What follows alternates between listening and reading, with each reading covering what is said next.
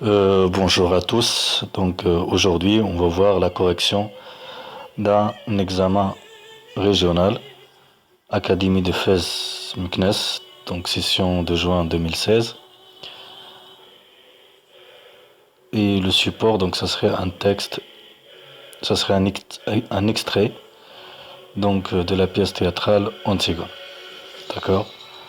Donc nous avons un texte et nous avons des questions de compréhension, des questions de langue et grammaire et aussi une production écrite à rédiger.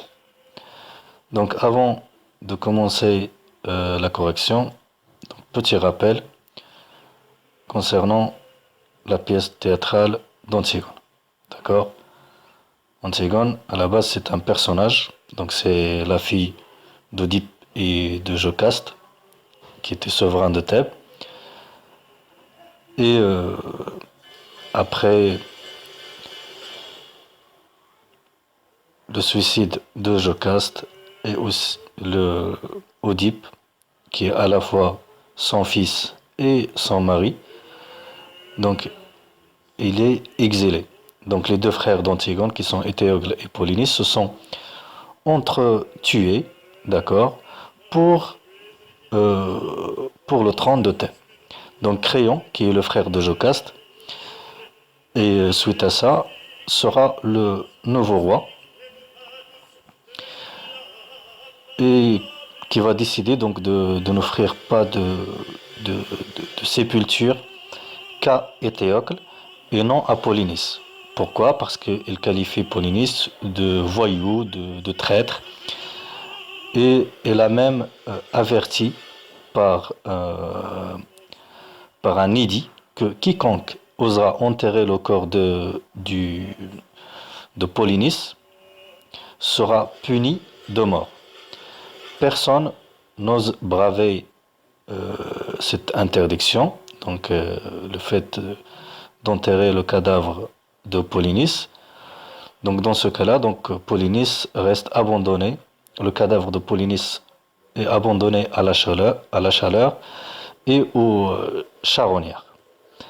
Donc il y a un seul personnage qui est Antigone, donc qui va refuser cette situation malgré l'interdiction de son oncle. Elle se rend plusieurs fois auprès du corps de son frère pour tenter de le recouvrir avec de la terre. Ismène, qui est la sœur d'Antigone, ne veut pas l'accompagner car elle a peur de Créon et de la mort. Antigone, donc lors de la première fois, donc elle ne sera pas attrapée par les gardes, mais dans la deuxième fois, dans la deuxième tentative pour enterrer son frère, donc il est prise sur le fait par les gardes du roi. Donc dans ce cas-là, Créon sera obligé d'appliquer la loi, d'accord, et condamner Antigone à mort. Mais avant ça, donc après un long débat dans lequel son oncle, qui est Créon, essaie de la convaincre de ne pas refaire, ou bien de ne pas retenter une deuxième fois d'enterrer son frère, en utilisant des arguments dans lesquels elle se base sur le but de l'existence, mais en fin de compte, Antigone, donc il est têtu, il perdure et il veut à n'importe quel moment en fait enterrer son frère. Donc ce qui va engendrer ou bien ce qui va obliger à la fin le roi, donc qui est Créon, donc d'appliquer la loi et de condamner à mort Antigone. Donc nous commençons le texte dans lequel nous avons un dialogue entre Antigone et Créon.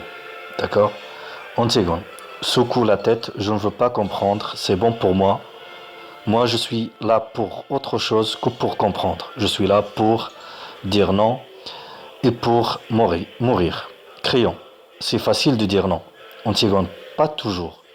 Créon, pour dire oui, il faut suer et retrousser ses manches, empoigner la vie à pleine main et s'en mettre jusqu'au coude.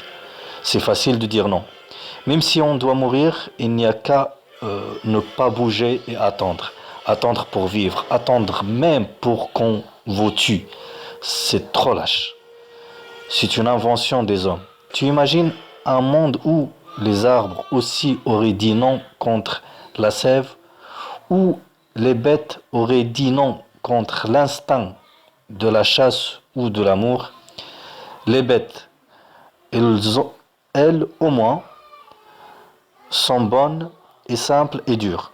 Elles vont se poussant les unes après les autres courageusement sur le même chemin. Et s'ils tombent, les autres passent. Et il peut s'en perdre autant que l'on veut. Et l'on restera toujours une de chaque espèce prête à refaire des petits et à reprendre le même chemin avec le même courage. Toutes pareilles à celles qui sont passées avant. Antigone, quel rêve! Quel rêve pour un roi! Des bêtes! Ce serait si simple. Un silence, Créon la regarde. Créon, tu me méprises, n'est-ce pas? Elle ne répond pas, elle continue comme pour lui. C'est drôle. Elle a pris sa tête dans ses mains. On sent qu'elle est à bout de force. Écoute-moi. Écoute-moi tout de même pour la dernière fois. Mon rôle n'est pas bon. Mais c'est mon rôle. Et je vais te faire tuer. Seulement, avant, je veux que toi aussi, tu sois bien sûr du tien. Tu sais pourquoi tu vas mourir, Antigone. Je sais au bas de quelle histoire tu vas signer pour toujours ton petit nom sanglant. Antigone. Quelle histoire? Créon. Celle de Théocle et de Polynice. Celle de tes frères. Non, tu crois la savoir? Tu ne la sais pas. Personne ne la sait dans Thèbes que moi. Mais il me semble que toi, ce matin, tu as aussi le droit de l'apprendre. Elle revint la tête dans ses mains, accoudée sur ses genoux, au l'entend murmurer, ce n'est pas bien beau, tu vas voir. Et il commence sourdement, sans regarder Antigone. Que te rappelles-tu de tes frères? Que te rappelles-tu de tes frères d'abord? Deux compagnons de jeu qui te méprisaient sans doute, qui te cassaient tes poupées, se chuchotaient éternellement des mystères à l'oreille, l'un de l'autre pour te faire enrager. Antigone, c'était des grands. Là, on a l'explication donc de trois mots. Qu'est-ce que ça veut dire suer? Suer, c'est dégager de la sueur lors d'un effort physique de chaleur. Ici, c'est fournir beaucoup d'efforts, travailler dur. La sève, c'est quoi? La sève, c'est un liquide vital circulant dans les plantes et les arbres. Enrager, c'est quoi? Enrager quelqu'un, c'est le rendre furieux, l'irriter, le mettre en colère. Donc là, on commence les réponses. Donc, première question, complétez ce texte de présentation et recopiez-le en tenant compte des indications suivantes. La date d'écriture, ça veut dire à quel moment cette pièce est rédigée. Nom du père, ça veut dire le père donc d'Antigone. Le genre théâtral, est-ce que c'est une comédie, est-ce que c'est une tragédie? Le nom du dramaturge, ça veut dire l'écrivain, celui qui a écrit cette pièce. Donc, Antigone. Donc, c'est une pièce théâtrale. Donc, Antigone est une. Après, nous avons moderne. Donc, c'est une. Avant ça, donc, on a dit le texte, c'est pour le niveau première année du baccalauréat.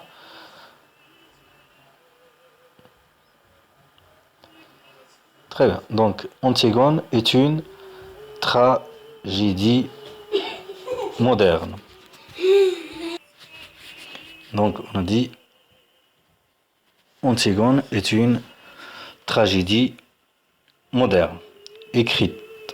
Donc, quel siècle? Donc, c'est écrite au XXe siècle par le dramaturge français Jean Anouilh. Cette pièce représente le destin malheureux d'Antigone, fille de Jocaste, et son père c'est Oedipe, donc fils de Jocaste et d'Oedipe. On passe à la deuxième question. Pour situer le texte dont l'œuvre, répondez aux questions suivantes. Pourquoi Antigone a-t-elle été prise et ramenée au palais par les gardes de Créon? C'est très simple, donc elle a essayé d'enterrer son frère. Donc on va dire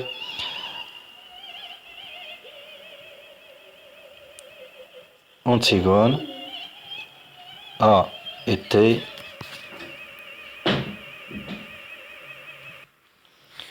Antigone a été arrêtée par les gardes alors qu'elle tentait d'enterrer le cadavre de son frère Polynice. Après, en accomplissant cet acte, Antigone savait-elle qu'il risque la peine de mort?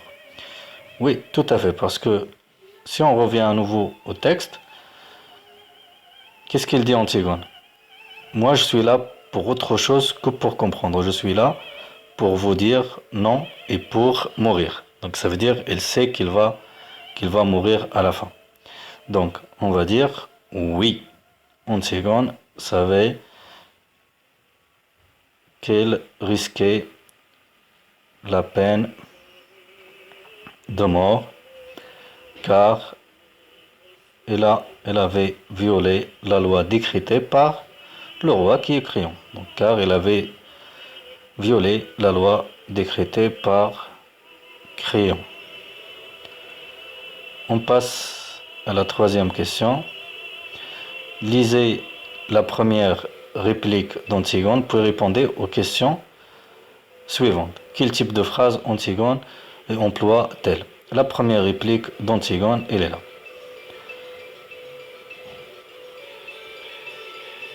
Je ne veux pas comprendre, c'est bon, moi je suis là pour autre chose.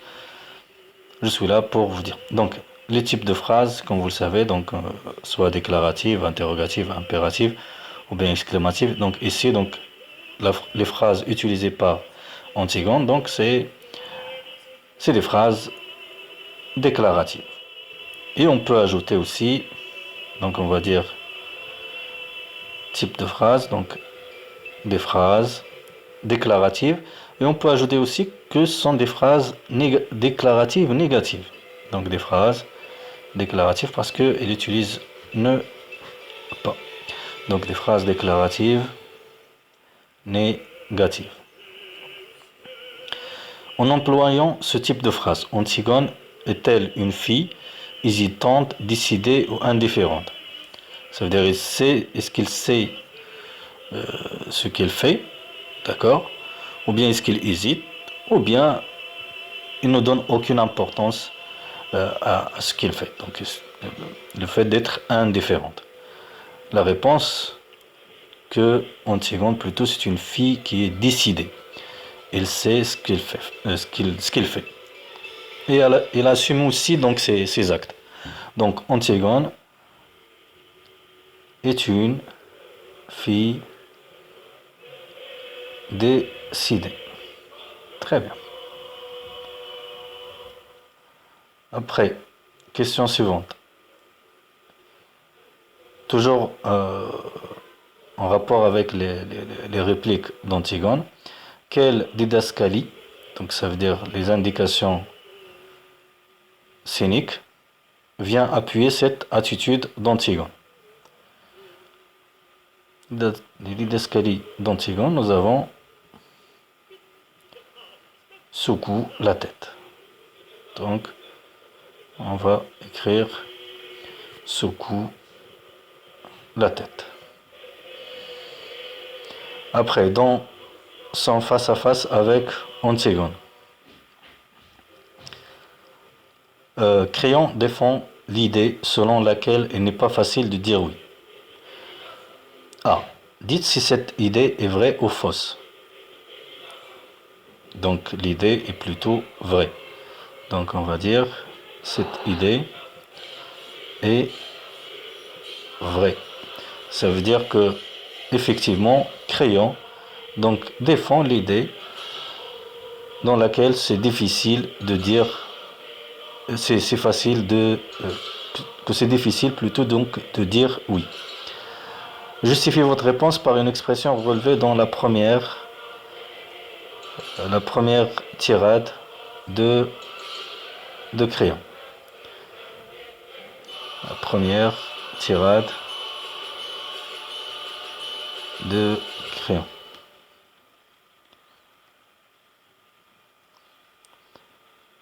C'est facile.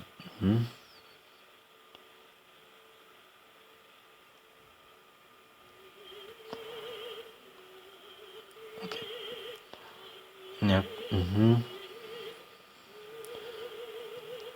Voilà. Donc nous avons, tu imagines le monde où les arbres aussi auraient dit non contre la sève. Donc la phrase, on va l'écrire.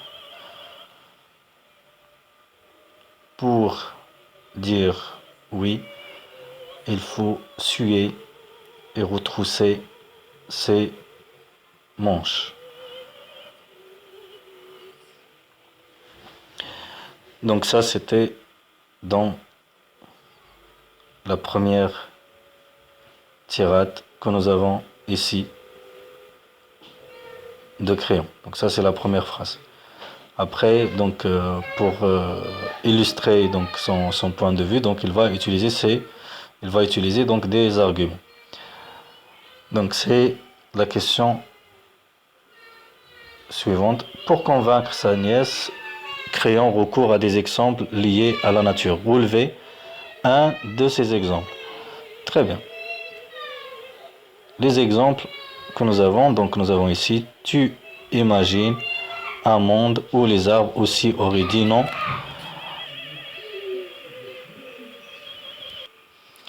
Très bien, donc on écrit un exemple.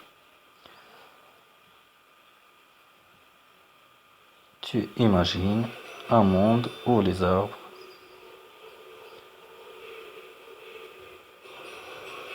auraient dit non.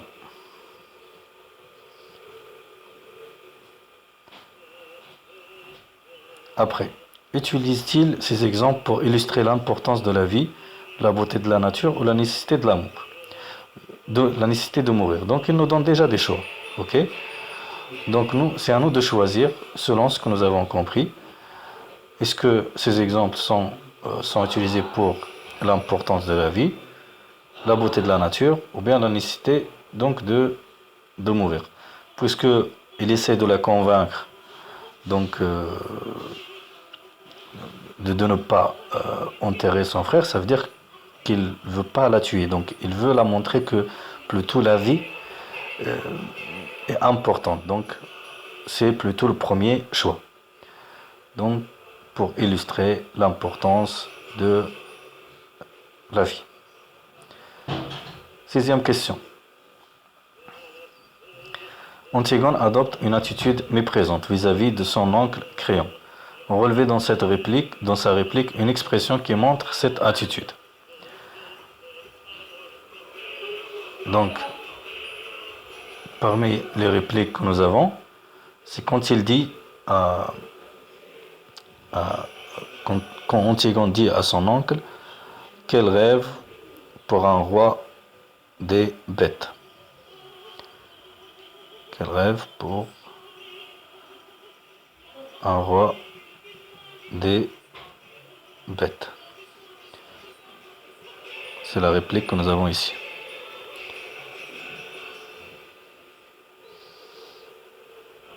D'accord? Question suivante. Dans cette réplique,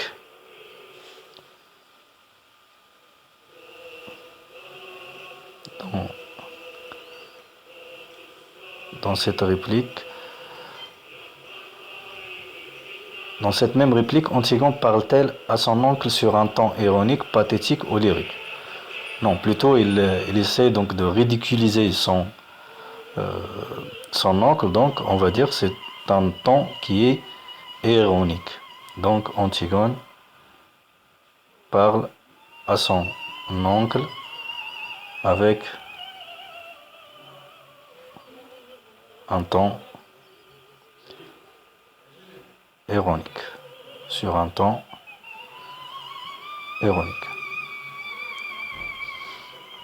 Question 7. Mon rôle n'est pas bon, mais c'est mon rôle, et je vais te faire tuer. De quel rôle parle Créon-il? C'est son rôle de roi. Son rôle de roi. Réécrivez tout l'énoncé en employant un moyen de concession convenable. Les moyens de concession, on peut utiliser par exemple malgré, même si. Donc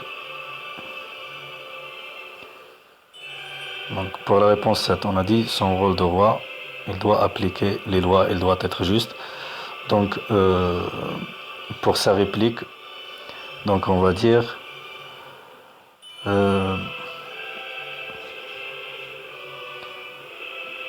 certes, donc on a dit mon rôle de roi, donc certes,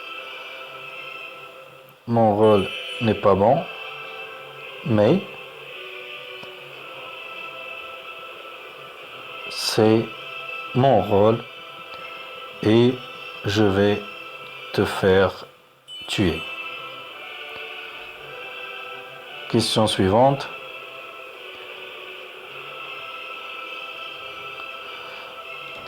Créon donne-t-il une image valorisante ou dévalorisante des deux frères d'Antigone? Est-ce qu'il valorise ou bien dévalorise les frères? Plutôt, il dévalorise les frères d'Antigone. Donc, Créon donne une image dévalorisante.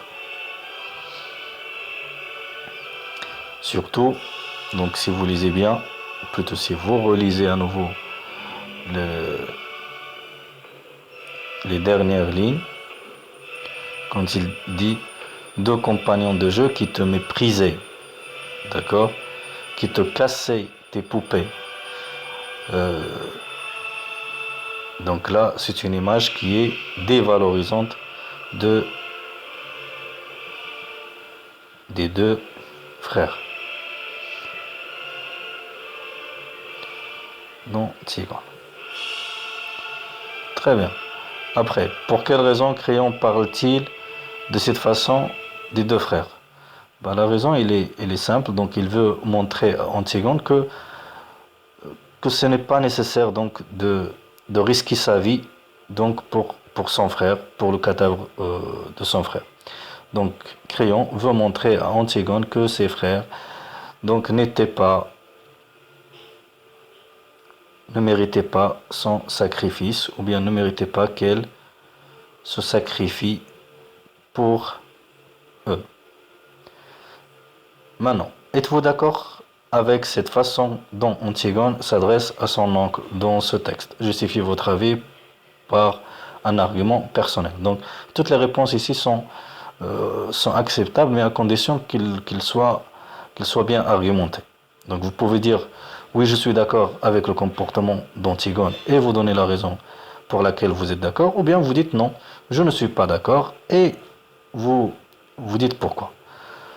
Personnellement, je vais dire plutôt je ne suis pas d'accord. Donc, je vous donne un exemple. Mais vous pouvez rédiger en fait ce que vous voulez, comme je vous ai dit, donc tous les points de vue sont respectés à condition de fournir un argument au minimum.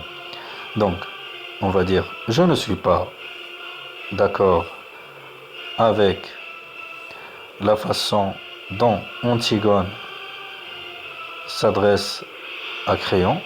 D'abord, c'est son oncle, c'est quelqu'un qui est plus âgé que elle. Le frère de sa mère, il mérite une certaine considération, ça veut dire qu'il doit le respecter. de la part d'une adolescente de 18 ans. 18 ans, c'est l'âge d'Antigone. Ensuite, Créon et le roi. Donc, premier argument, donc c'est son oncle. Ok, il est plus âgé que elle. Deuxième chose pour laquelle elle doit respecter Créon, donc c'est parce que c'est le roi de Thèbes. Donc, mais sa nièce ne montre aucun respect ni pour son rang, ni pour son âge. Deuxième question. À qui des deux personnages donneriez-vous raison dans cet extrait? Justifiez votre point de vue par un argument pertinent. Donc vous pouvez donner raison à Créon ou bien à Antigone. Vous pouvez dire par exemple que vous êtes avec Créon et vous dites pourquoi vous êtes avec le roi. Ou bien vous dites que vous êtes avec Antigone par exemple. Je donne juste un exemple de réponse. Je suis plutôt d'accord avec Antigone parce que ça serait immoral de laisser son frère donc sans qu'il soit enterré. Ou bien vous pouvez dire que vous êtes d'accord avec Créon. Donc on va dire je donne raison à Créon qui a essayé donc de convaincre Antigone par divers arguments de l'importance de la vie et de la nécessité de savoir pour quelles raisons absurdes il désire la mort. De plus, Créon se montre sage et affectueux et ne réagit pas au comportement méprisant de sa nièce, qui est Antigone. Très bien, donc là, on a terminé toutes les questions de compréhension, les questions de langue et grammaire. Donc, il y a des points donc, pour ces questions, pour les réponses que nous venons de donner. Il reste quoi? Il reste la production écrite. Donc, il nous demande, certains jeunes pensent que les meilleurs parents sont ceux qui accordent une liberté totale à leurs enfants et qui n'interviennent pas dans leur vie pour les orienter ou les conseiller. Êtes-vous d'accord avec cette opinion? Rédigez un texte dans lequel vous développez votre point de vue à l'aide d'arguments et d'exemples précis. Donc pour cela, donc il y aura une suite, d'accord, de cette vidéo que vous pouvez la voir par la suite. Ok, on termine, plutôt on s'arrête là. Il me reste dans ce cas-là qu'à vous remercier